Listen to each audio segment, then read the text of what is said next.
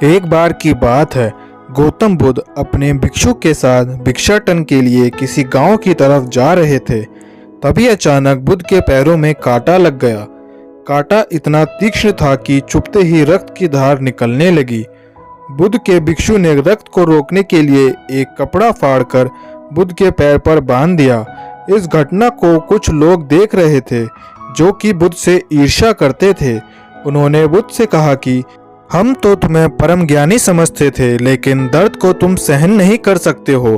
तुम पाखंडी हो और ये हमने सिद्ध कर दिया है। ये कांटे हमने ही बिछाए हैं। इस गांव में तुम्हारा स्वागत नहीं, तिरस्कार होगा। इस गांव में तुमको कोई भिक्षा नहीं मिलेगी।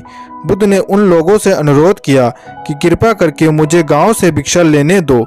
बुद्ध के ईर्ष्यालुओं ने बुद्ध को उपहास बनाते हुए कहा कि अगर तुमने भिक्षाटन के लिए इस गांव में आना है तो तुम्हें अपने रक्त की बलिदानी देनी होगी। तुमको इस कांटों से गुजरना होगा।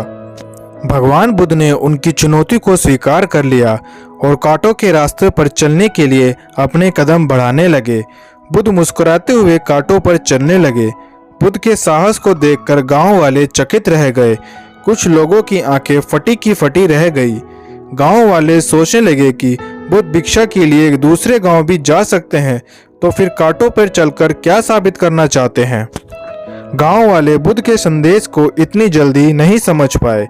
यहाँ पर बात भिक्षा की नहीं बल्कि जीवन को बदलने की थी। गांव वालों की भीड़ में एक सुमित नाम का युवक था जो बुद्ध पर हो रहे अत्याचार को देखकर द्रवित हो गया। सुमित दौड़कर गया और बुद्ध के पैरों के सामने से कांटे हटाने लगा। बुद्ध के ईर्ष्यालु सुमित को रोकने लगे और गांव से दाना पानी ना देने की धमकी देने लगे। सुमित ने किसी की ना सुनी और कांटों को हटाते हुए बोला, हे भगवान, आप इन मुट्ठी भर लोगों के लिए अपने आप को कष्ट मत दीजिए। आप गांव में प्रवेश कीजिए। बहुत सारे लोग आपको भिक्षा देने के लिए आतुर हैं। बुद्ध ने सुमित को अपने पास बुलाया और आशीर्वाद देने लगे। सुमित पीछे हट गया। हे भगवान, आप मुझे छूकर अपने आप को अपवित्र और दूषित ना करें। महात्मा बुद्ध ने कहा, तुम अपने आप को दूषित क्यों कहते हो? स्पर्श से कभी कोई दूषित नहीं होता। मनुष्य तो लोभ, लालच, घृणा और ईर्ष्या से दूषित होता है। तुम्हारे अंदर तो प्रेम भरा है। तुम दूसरों को सुखी देखना चाहते हो। तुम तो पवित्र हो। बुद्ध के बोल सुनकर कुछ लोग बोले, तुम तो अपने आप को बड़ा ज्ञानी कहते हो। तुमको जाति का कोई ज्ञान ही नहीं है। तुम पाखंडी हो। बुद्ध बड़े ही शांत स्वभाव से कहते हैं, मानव से मानव की मानवता छीनना पाखंडी की निशानी है। मुझे पाखंडी बोलकर यदि आपको संतोष मिलता है तो मेरे लिए दुख का कोई विषय नहीं है। कुछ लोग बुद्ध पर बरस पड़े, परंतु यह तो धर्मशास्त्र है, फिर यह पाखंड कैसे हुआ? भगवान बुद्ध कहते हैं, हमारी उत्पत्ति इस सृष्टि में हुई है। नदियों का पानी सभी के समान रूप से प्यास बुझाता है।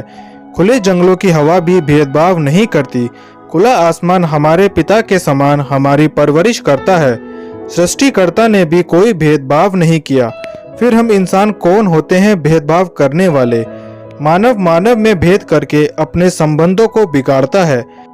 बुद्ध के वचन सुनने के बाद कुछ लोग कहते हैं, अगर आप इतना ही कहते हैं तो सुमित को अपना भिक्षु क्यों नहीं बुला लेते?